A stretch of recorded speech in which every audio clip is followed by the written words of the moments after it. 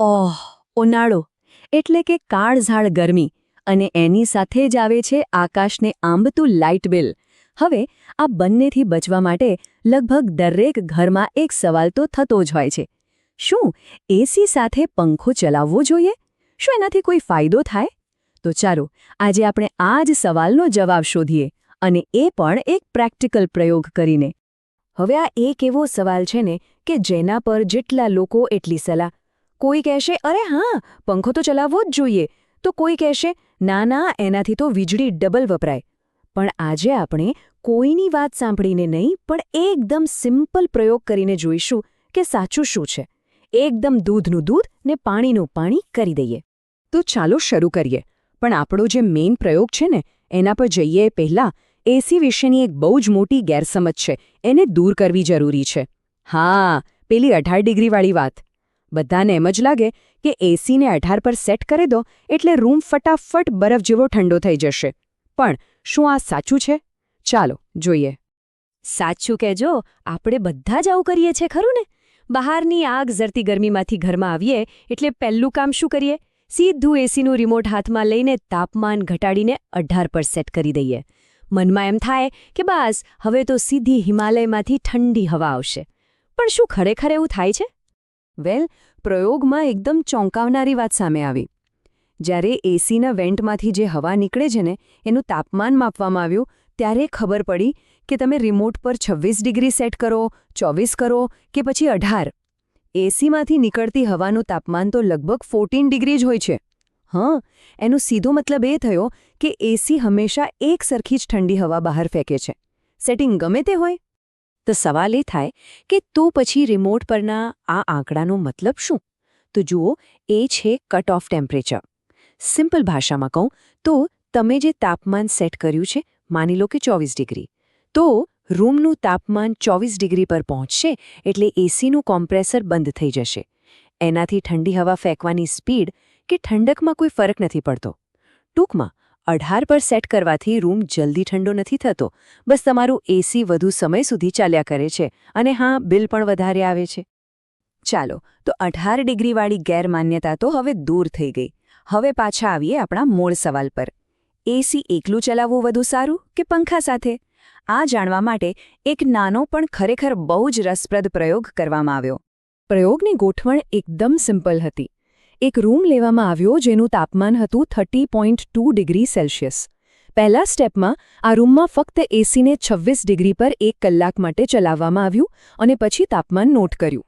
એ પછી બીજા સ્ટેપમાં એ જ રૂમમાં એ જ એસી સેટિંગ સાથે એક સીલિંગ ફેન ફૂલ સ્પીડ પર ચાલુ કરી દેવામાં આવ્યો અને બરાબર 1 કલાક પછી ફરીથી તાપમાન માપવામાં આવ્યું. અને પરિણામો ખરેખર જોવા જેવા હતા.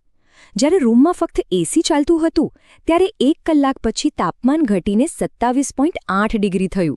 પણ જ્યારે એસી સાથે પંખો પણ ચલાવ્યો ત્યારે તાપમાન ઘટીને સીધું 26.8 ડિગ્રી પર પહોંચી ગયું. એટલે કે પંખો ચલાવવા માત્રથી રૂમ આખો 1 ડિગ્રી વધુ ઠંડો થઈ ગયો. આ તો કમાલ કહેવાય. ઓકે, તો એ તો હવે પાક્કું થઈ ગયું કે પંખો ચલાવવાથી ફાયદો થાય છે. પણ સવાલ એ છે કે કેવી રીતે? આ કોઈ જાદુ નથી. એની પાછળ એકદમ સિમ્પલ સાયન્સ છે. ચાલો સમજીએ કે આ બધું કામ કેવી રીતે કરે છે. જુઓ, આની પાછળ 2 મુખ્ય કારણો છે. પહેલું છે હવાનું વધુ સારું સર્ક્યુલેશન. હવે થાય છે એવું કે એસીની ઠંડી હવા છે ને એ વજનમાં ભારે હોય છે, એટલે એ નીચે જમીન તરફ બેસી જાય છે. જ્યારે રૂમની ગરમ હવા હલકી હવાથી ઉપર છત તરફ જાય છે. પંખો શું કરે છે? એ આ બંને હવાને બરાબર મિક્સ કરી દે છે, જેથી આખા રૂમમાં એકસરખી ઠંડક ફેલાઈ જાય. અને બીજું કારણ છે બ્રીઝ ઇફેક્ટ, જેને આપણે પવનની લહેર કહીએ છીએ. જ્યારે પંખાની હવા સીધી આપણા શરીરને સ્પર્શે છે ત્યારે રૂમનું તાપમાન ભલે ગમે તે હોય, આપણને ઠંડકનો અહેસાસ વધુ થાય છે. તો આ બધું વિજ્ઞાન તો સમજી લીધું, પણ આનો આપણા આરામ અને સૌથી અગત્યનું આપણા ખિસ્સા પર શું ફાયદો થાય? જવાબ એકદમ સીધો છે: વધુ આરામ અને મોટી બચત. ચાલો જોઈએ કે કેવી રીતે. અને આ વાત કોઈ હવામાં નથી. યુએસ ગવર્મેન્ટના એક રિપોર્ટમાં પણ સ્પષ્ટપણે કહેવાયું છે કે સીલિંગ ફેન તમને આરામમાં જરા પણ ઘટાડો કર્યા વગર એસીનું તાપમાન લગભગ 2 ડિગ્રી સેલ્સિયસ જેટલું વધારે રાખવાની છૂટ આપે છે. મતલબ કે ઠંડક એટલી જ મળશે. આને હજી સિમ્પલ રીતે સમજીએ. ધારો કે તમને 24 ડિગ્રી પર જેવી ઠંડક મળે છે એવી ઠંડક ગમે છે. હવે જો પંખો નથી ચલાવતા તો તમારે એસીને 24 પર જ ચલાવવું પડશે. પણ જો સાથે પંખો પણ ચાલુ રાખો છો તો તમે એસીને 26 ડિગ્રી પર સેટ કરી શકો છો અને પેલી બ્રીઝ ઇફેક્ટને કારણે તમને અહેસાસ તો 24 ડિગ્રી જેવો જ થશે. અને હવે સૌથી મોટો સવાલ, આનાથી પૈસા કેટલા બચશે? તમને જાણીને નવાઈ લાગશે કે એસીનું તાપમાન ફક્ત 2 ડિગ્રી વધારવાથી તમારા વીજળીના બિલમાં જબરદસ્ત ફરક પડી શકે છે. કેટલાક અંદાજ મુજબ આ એક નાનકડી સ્માર્ટ ટ્રીકથી દર મહિને લગભગ 6,000 રૂપિયા સુધીની બચત થઈ શકે છે. વિચારો, આ કેટલી મોટી રકમ છે! પણ એક મિનિટ, આ પદ્ધતિ લગભગ બધી જ જગ્યાએ કામ કરે છે, પણ એક એવો કેસ છે જ્યાં આ ટ્રીક ઉલટી પડી શકે છે અને આ અપવાદ વિશે જાણવું ખૂબ જ જરૂરી છે, નહીતર ફાયદો થવાને બદલે નુકસાન થઈ જશે. તો ધ્યાનથી સાંભળો. જો તમારા રૂમની છત ટીનની એટલે કે પતરાની બનેલી હોય તો આ પદ્ધતિ બિલકુલ ન અપનાવતા. કેમ?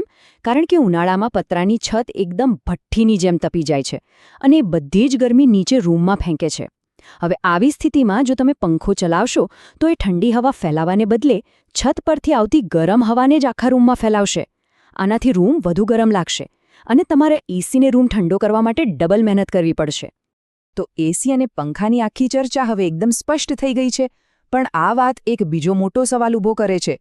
જે રીતે 18 ડિગ્રી પર એસી ચલાવવાની વાત એક ગેરમાન્યતા નીકળી, એવી ઊર્જા બચાવવાને લગતે બીજી કેટલીય ગેરમાન્યતાઓ આપણી આસપાસ હશે જેના પર આપણે કદાચ આંખ બંધ કરીને વિશ્વાસ કરતા હોઈશું. ખરેખર આના પર વિચારવા જેવું છે, નહીં?